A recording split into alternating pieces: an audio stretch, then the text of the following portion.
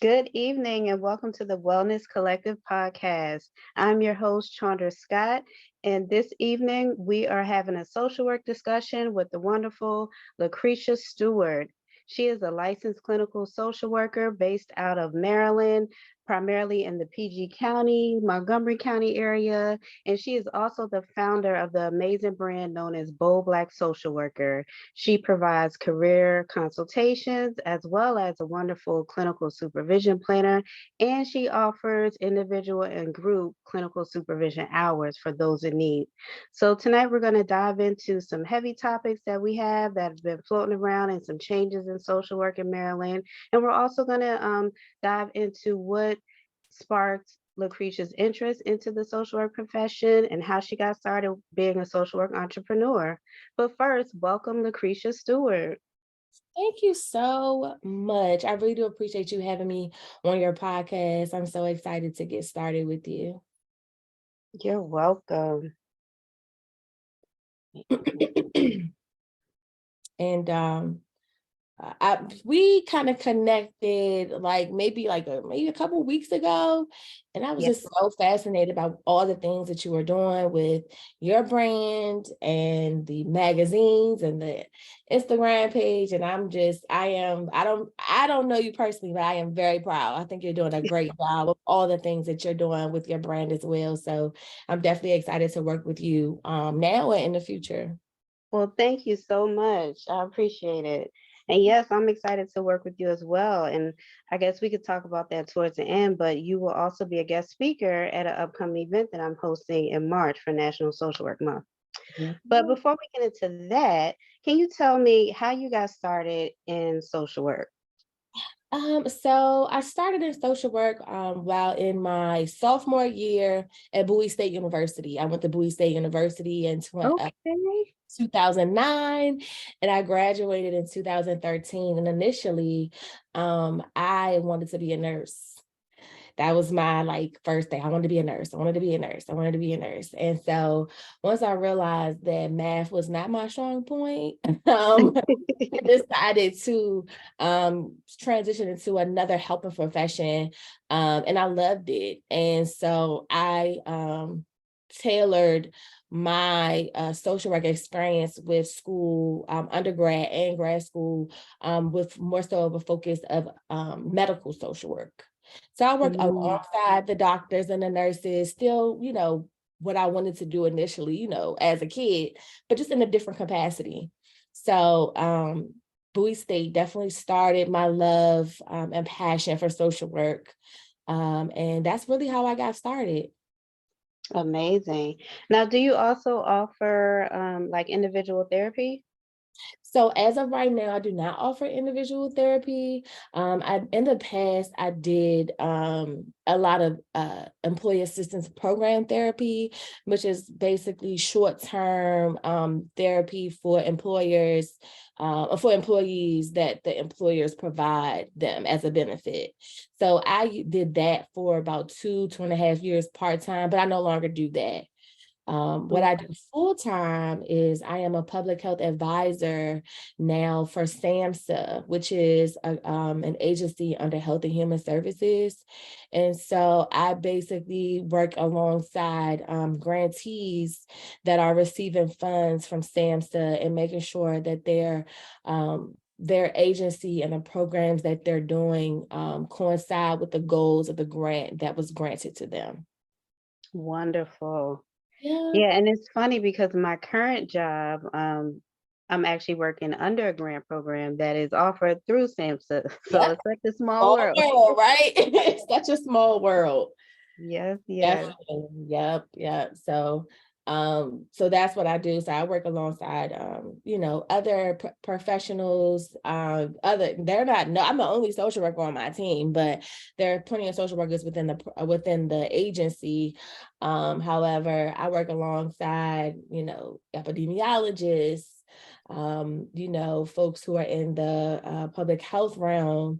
I work alongside a lot of really, really smart and educated people, and I'm so glad to be in that role right now. I consider it macro. I'm in a more macro setting. But Okay. prior to that, I was more so in a clinical setting, inpatient hospital social work. Love it. So you hear that, folks? You can be macro-based and licensed and Yes. still, find your niche and have, the best job that you've desired. So there is a way. A lot Yes, of people it is a think way. everything has to be so rigid and one route, but no, you can create your own path. So thank you for adding that. Absolutely. But you Definitely. also have this amazing business known as Bold Black Social Worker. Can you tell me how you came about that brand and what exactly you do with your business? Absolutely. So I started Bold Black Social Worker in December of 2020. And so since I've had my MSW, I feel like I've always been passionate about cultivating and assisting other social workers with, any type of resource that I may have, anything that I may know that they may not know. And I just said that I wanted to turn what I do informally into a passion, into a career, a part-time career. So with World Black Social Worker, I provide clinical supervision for social workers in Maryland, DC, and Virginia. I also provide career consultations. And so with that, I offer assistance with helping with finding positions, learning on how to update your resume, complete different certifications assist people with learning about different careers within social work. Because a lot of people, even though social work is so broad, people do not realize all the things that you can do with an MSW. Like, people Yeah. are very, very rigid. They think that it's only one way, and there's so many different opportunities that people can. So I assist folks in tapping into that realm, whatever they want to do with their social work degree. And then I also provide peer consultation. So any social workers, they don't have to be a supervisee. It could be another LCSW. It could be, pretty much anyone that wants some peer consultation on a case they may have, or just a second eyes on a case that they may have within their positions or private practice. I love it. Yeah. All right. So there are a lot of people out there who may be seeking supervision and they're looking to pursue their advanced licensure. And Yeah. I know for myself, I finally passed the LMSW exam, and now I'm considering, Congratulations. thank you. And now I'm considering obtaining my LCSW. Can you explain the difference between the LCSW in Maryland and then the LCSW-C? So the best way to really explain the difference is that with an LCSW-C, it's the acronym spell out licensed certified social worker dash clinical. So you have obtained clinical social work hours, meaning working in a clinical setting, and Mhm. you have received 100 or so hours of clinical supervision under another LCSW-C. Okay, The great. best, the best way I can kind of explain the LCSW, just straight LCSW, is to pretty much state that that license is for people who are not in a clinical position, not in a clinical role, that want an advanced licensure. Got it. So if you're more macro based, it Yeah, would be an advantage for you to obtain the LCSW. yes. It's essentially an advanced generalist exam. So the LMSW is it's an entry level, essentially entry level licensure that Mhm. the state of Maryland and DC requires you to have. Um, and so if you're not in like a very clinical role, then you used to be able to sit for the LCSW licensure, which is the advanced generalist exam. But from my understanding, the state of Maryland is essentially doing away with that licensure for whatever reason. And I don't know. It seems like it's a disservice, but Yeah. I don't really know. I can't really speak. I don't know. I Do don't know. you think this change in policy is gonna prevent even more disparities between social workers of color? I think so. The state of Maryland as a whole is a very strict state for social workers. They definitely hold us in high regard, which I can appreciate. It's a, what do they call it? It is a title protection state. So everyone cannot call themselves a social worker. You have to actually be licensed to call yourself a social worker in the state of Maryland, which I think is, some people may agree with it, some people don't. But they definitely hold us in a high regard, which I've kind of always liked, but it's very difficult to navigate Maryland's Board of Social Work Examiners. It's very difficult. Now, do I think that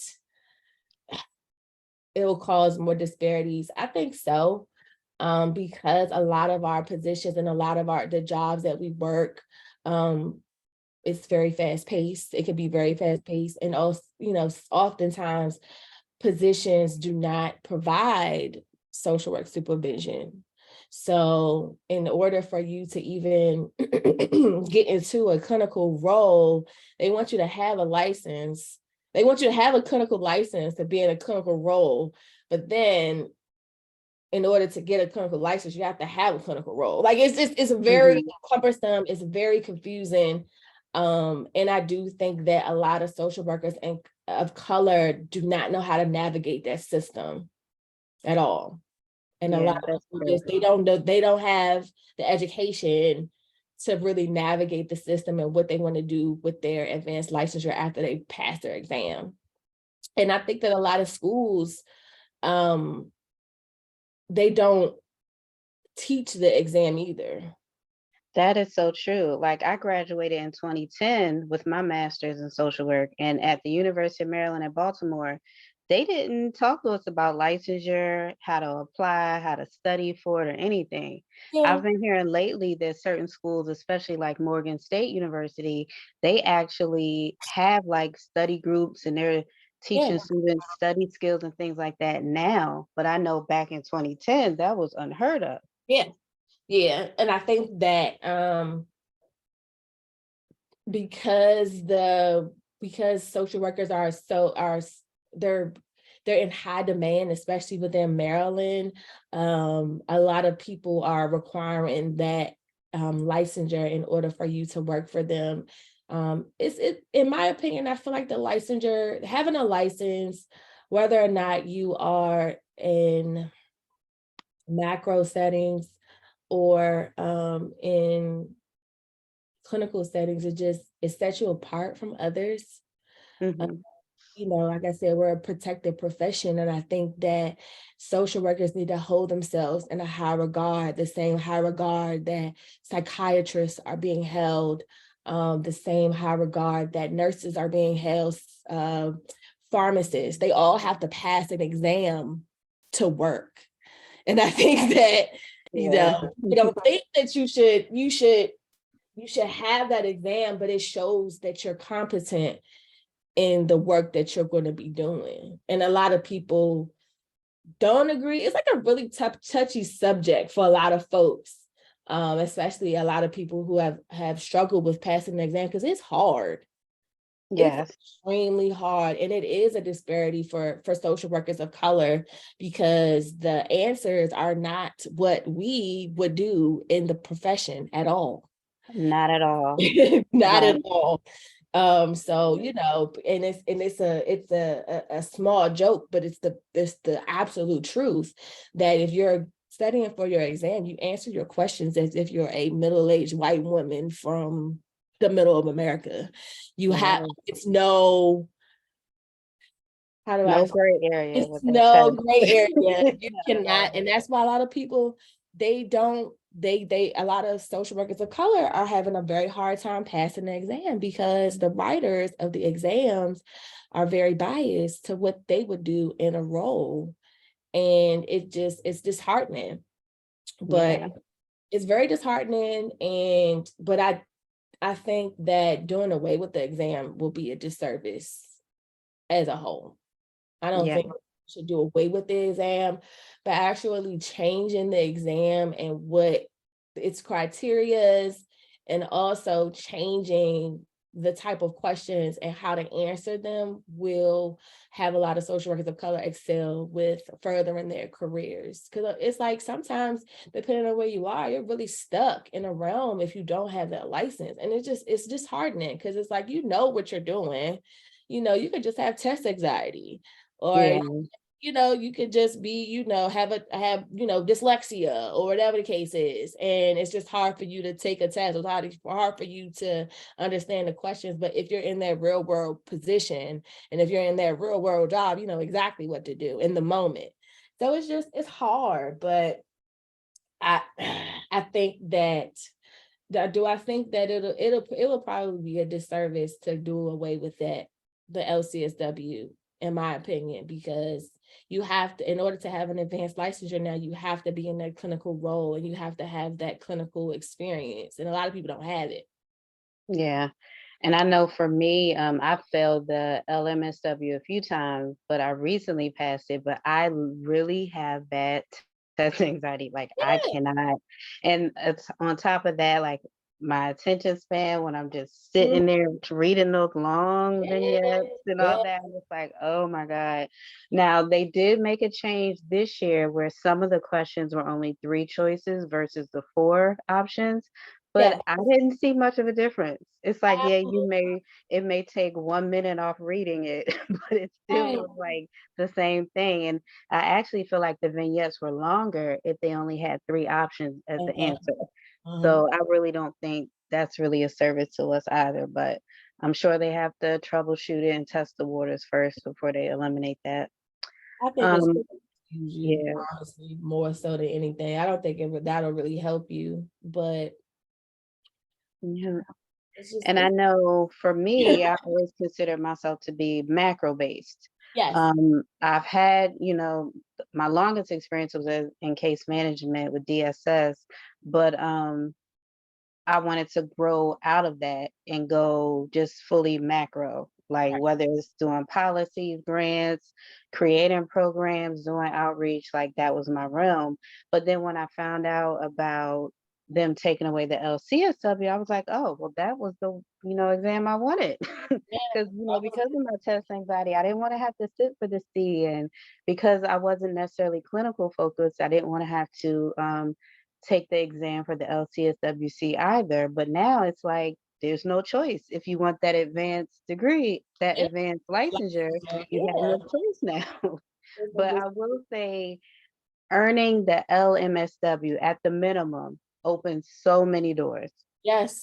I mean, I would see so many job announcements. They wanted the LMSW or the LCSW-C.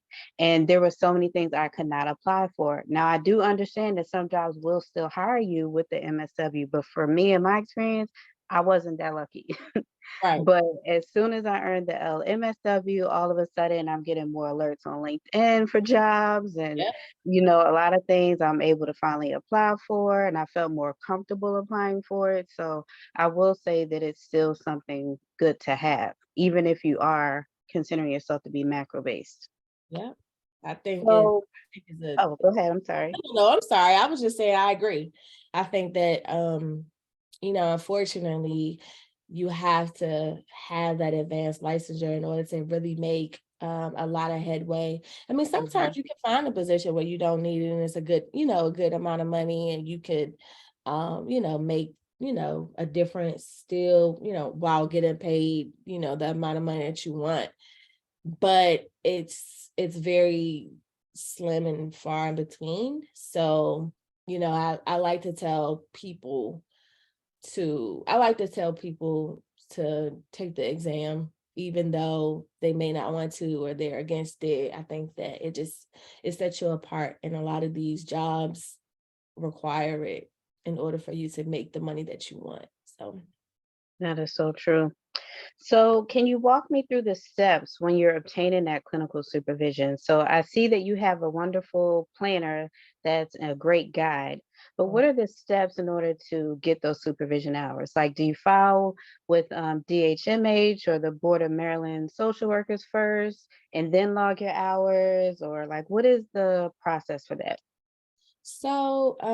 every process is different, depending on the state. So if we're talking about Maryland, in order for you to start your clinical supervision hours, you have to have a board certified social work supervisor. And so in order to have that uh, specialty, you have to the social work supervisor has to file with the board. They have to take 12 credits, either 3 credits in their master's program for supervision. Like some master's program has a social work and supervision course, and so I've taken that course when I was in my grad school program.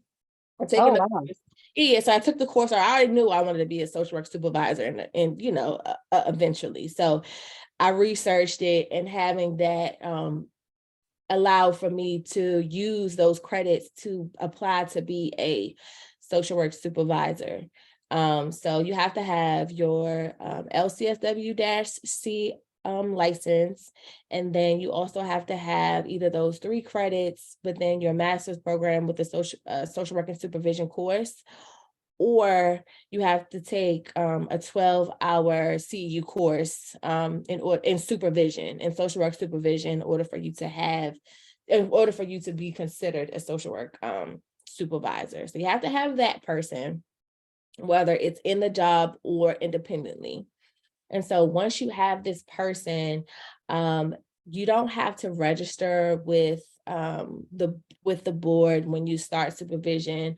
I know some other states require that. Like I think Virginia requires you to register with the board before starting, but you don't have to do that. You just have to sign the Maryland contract for supervision. And so this has to be signed by by you and your social work supervisor at your job, or your job supervisor, as well as the independent supervisor. So I provide clinical supervision independently for social workers in DC, Maryland, and Virginia. So I'm not an employer of their jobs giving them supervision. And sometimes I think that is an advantage for others to have an outside look into cases and what you're doing, because when you are in a social work realm, depending on the type of work that you're doing, they want their ethics to trump yours.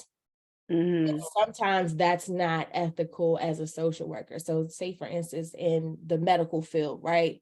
Hospital is a for-profit entity, right? They make money by emptying beds and putting people in them.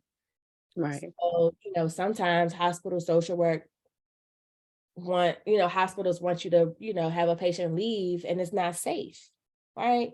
So, you will contact your supervisor, who could be possibly a nurse at your job or a doctor at your job. And they're saying, well, I think this person should go. We need the beds. We need, this, and this, but it's not, your social work ethics are telling you that this is not a safe discharge. Right.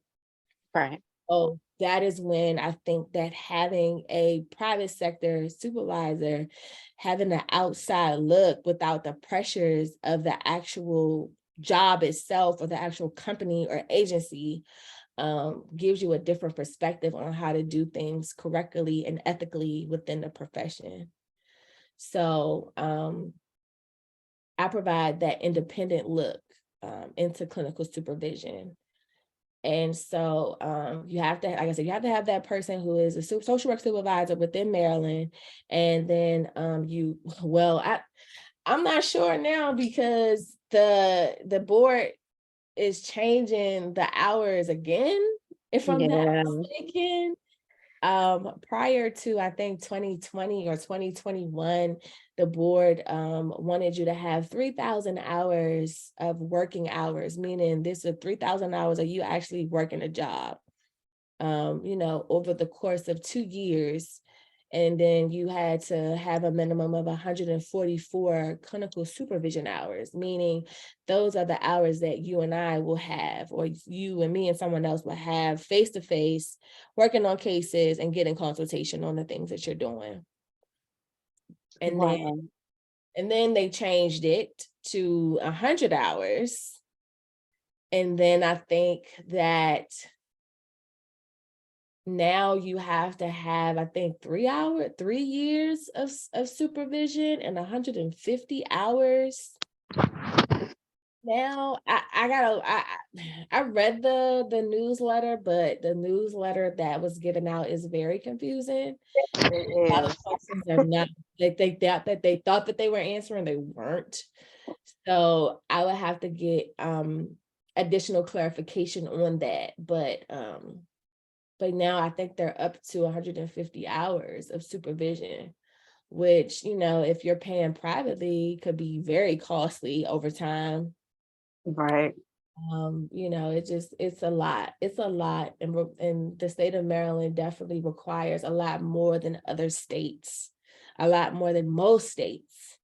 But if you're not really on that board making those changes, then it's only but so much that you can kind of do, I think, within the guidelines that they're, pulling left and right. So yeah, That is true. that's how you get licensed to be a clinical supervisor. You have to have those criterias. So, what is the average cost of paying for clinical supervision if it's not offered through your employer? What can a social worker expect to pay, like a ballpark figure? I think that, from my understanding, so what I see is that anywhere between $50 an hour to $100 an hour I've seen in Mm, this state per session. So, if you have a 1 hour session, it's 50, like between, like I said, $50 to $100. It kind of just depends on who is offering the supervision. You're getting more so into the pricier range of supervision when you're working with someone who has a specialty, right? Or mhm. someone who is, in a private practice and is also providing like mentorship for you, or providing, guidance for you to open up your own private practice when you get licensed and things like that.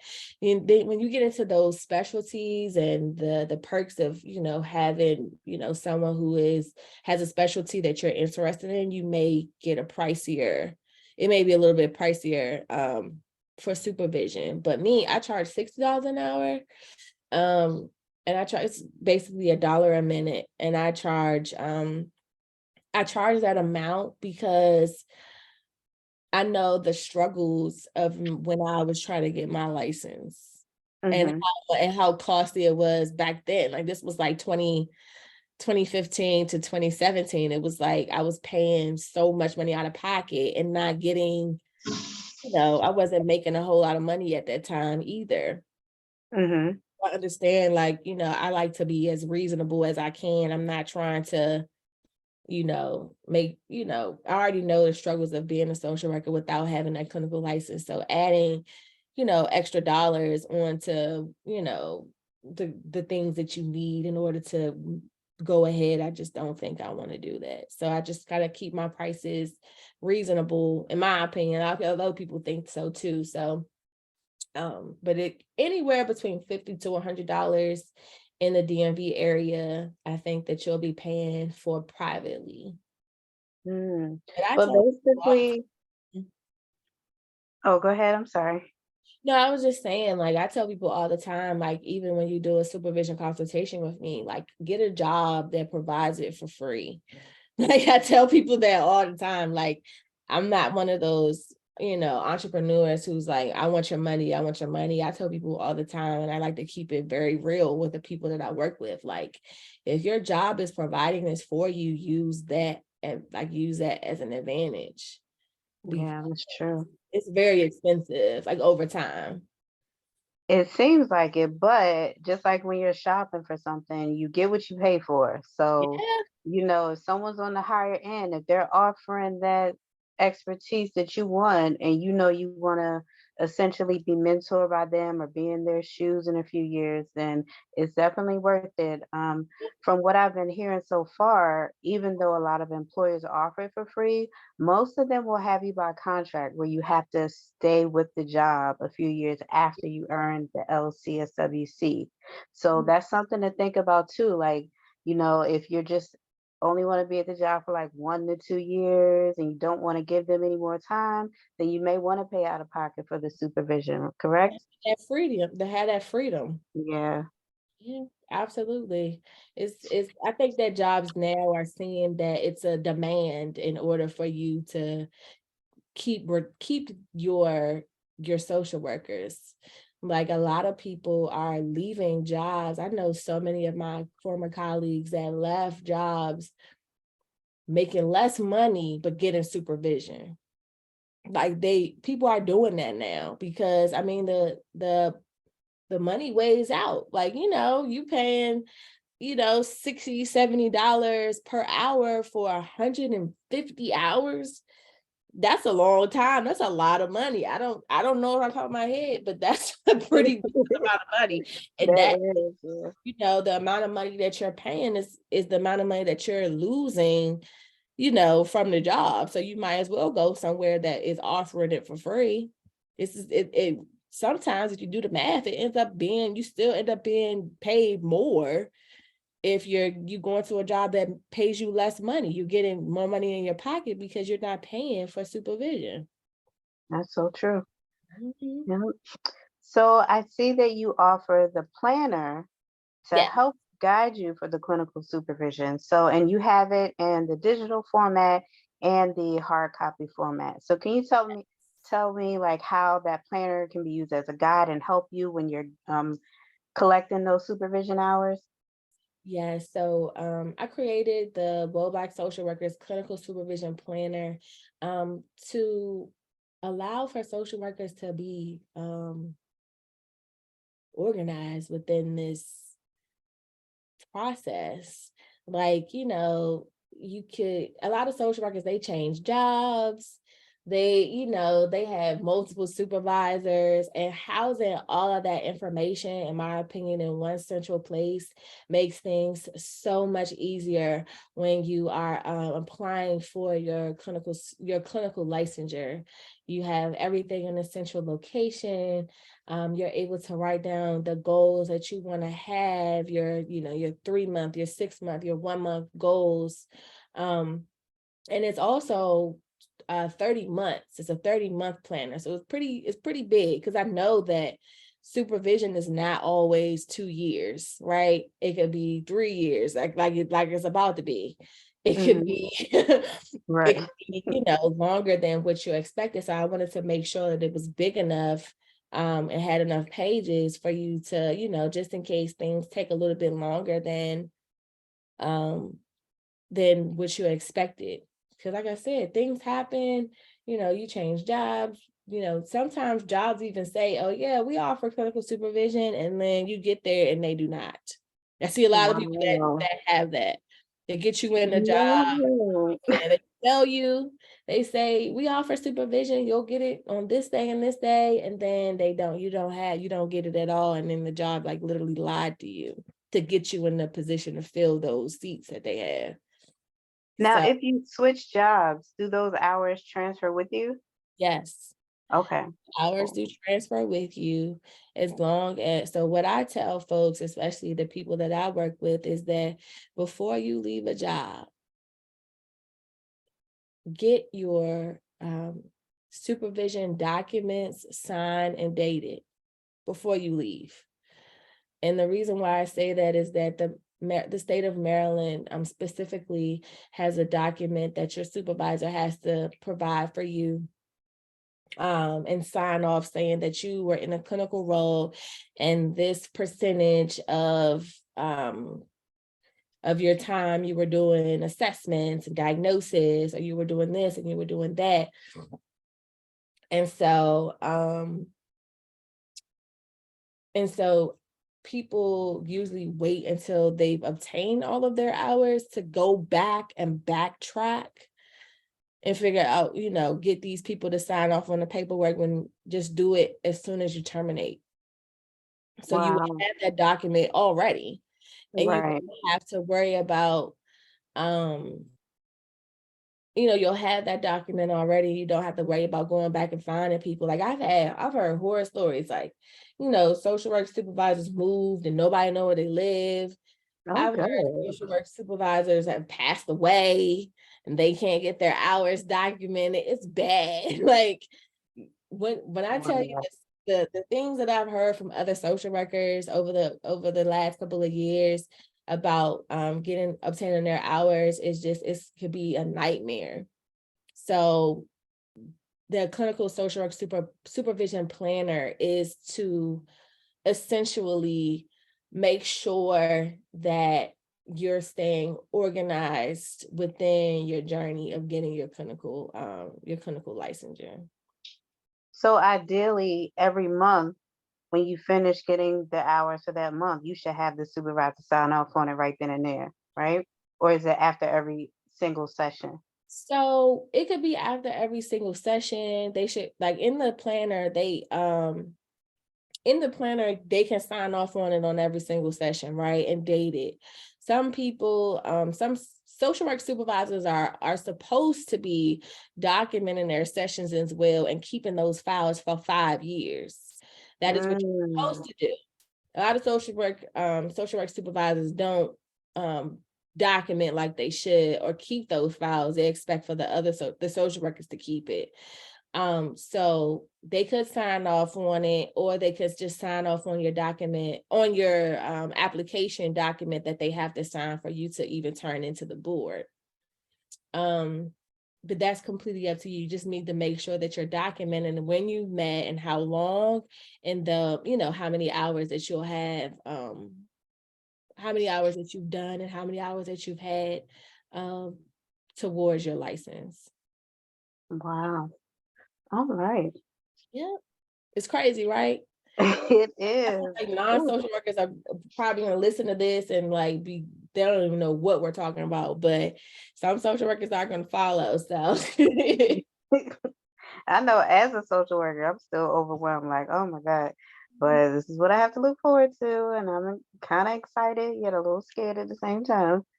But thank you so much for those helpful tips and all that great info.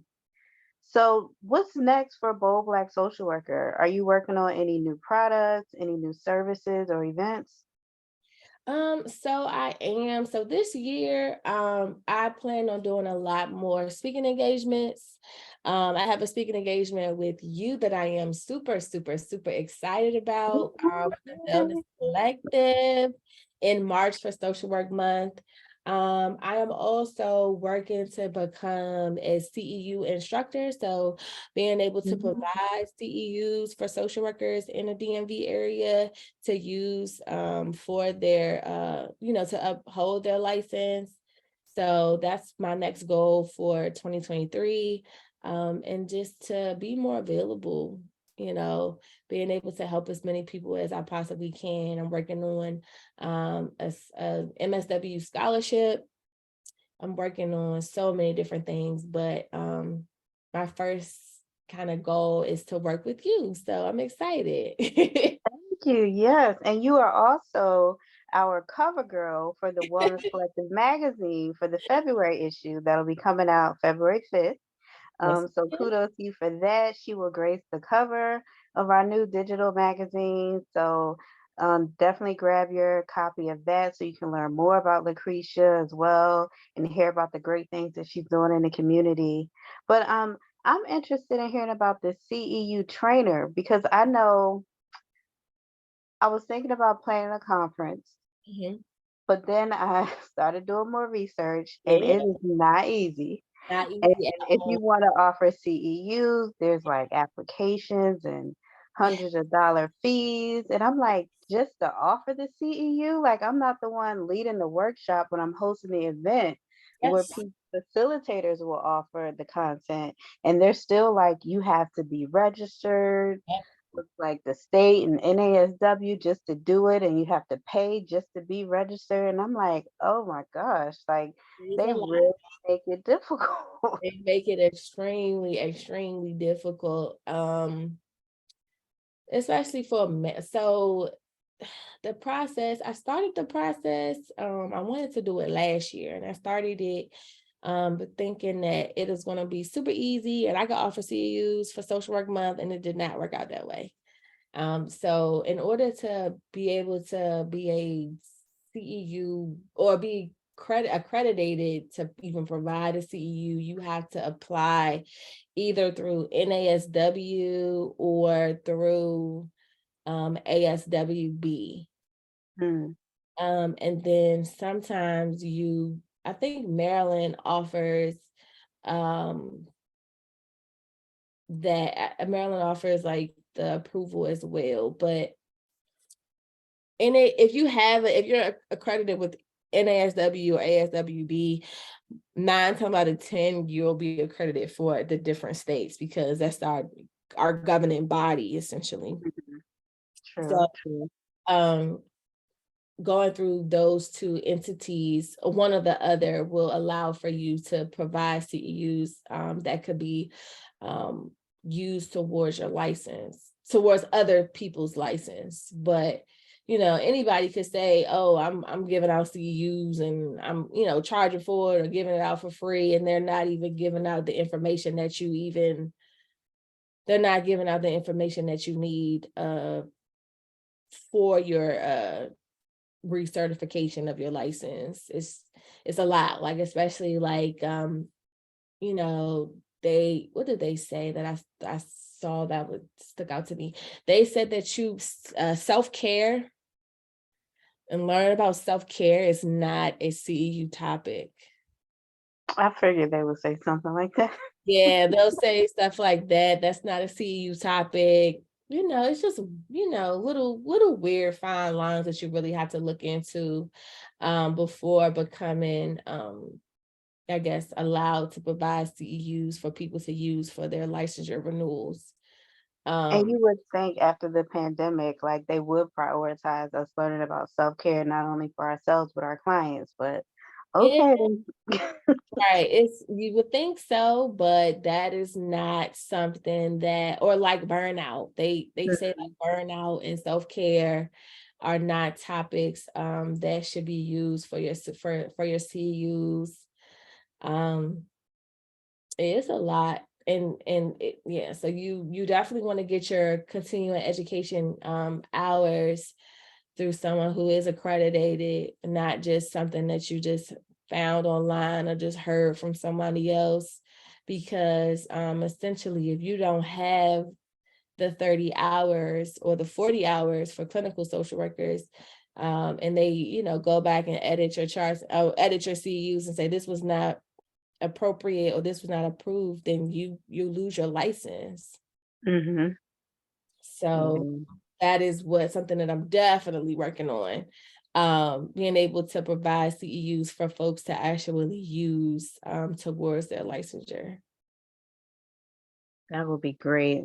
That's a great revenue stream, and that's a great addition to your brand as well. So kudos to you. Good luck with that. Thank you so much. I'm working on it. All right.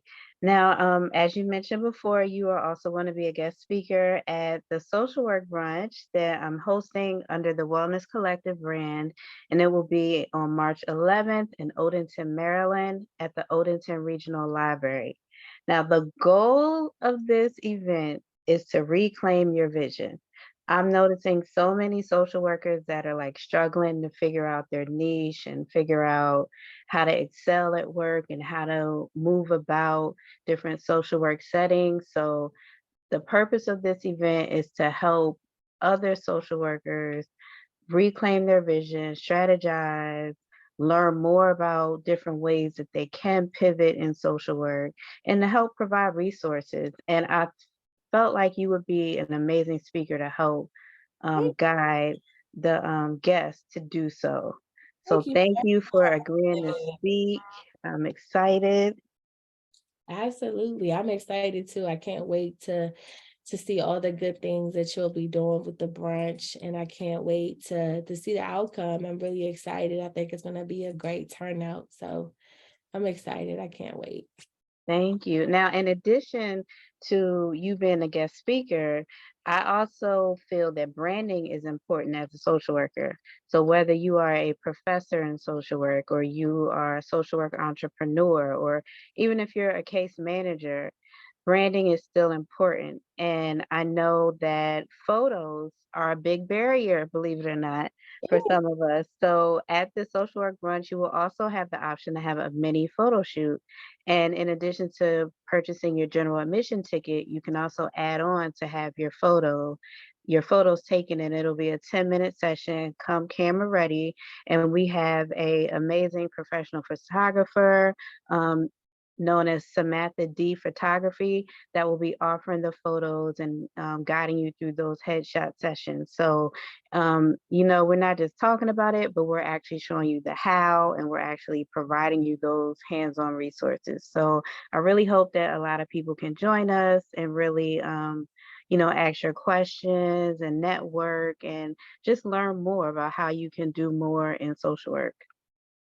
Awesome. Yes, I'm excited. I can't wait to see. I'm definitely going to tell all of my social work friends, here and far away to definitely join us on this day. I think it's going to be a great turnout.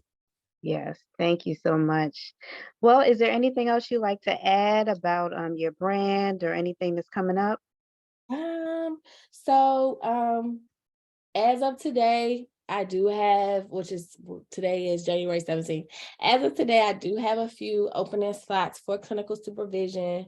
So please reach out to me on my Instagram, be a bold Black social worker, and complete a free social work supervision consultation with me to see if you and I will be a good fit for supervision. You can also reach out to me on my website as well, bbsocialworker.com, to purchase my planner, the physical copy as well as the digital copy are all available on my website. So take a look at that, and that's pretty much it. I'm here, I'm around, and I'm always available to help my community and help my fellow social workers. So don't hesitate to, email me with any questions or DM me. I'm happy to help. Love it. And I'm on your website, and I am not on, I'm going to purchase one for me to help with my own organization of my upcoming hours, but I'm also going to get a copy and we're going to raffle it off at the social work brunch. So if you are preparing for your license and your hours and you need the CEU tracker and everything, you want to be at the social work brunch because you may win a free copy. Yes, that'll be perfect. Okay. I'm Yeah. excited. I'll definitely get folks to head over to the social brunch. Thank you so much. Thanks for joining me this evening. I wish you much success in your future. And please keep going and leading the change and shifting the atmosphere in social work. Thank you so much. I really do appreciate it. And I'm excited to hear good things to come from the both of us. Yes, thank you.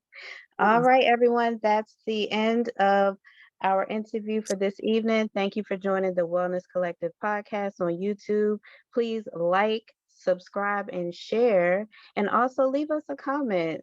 And did you have any questions? Feel free to DM me or leave a comment about this interview. Thanks so much for joining us. Best wishes. Thank you.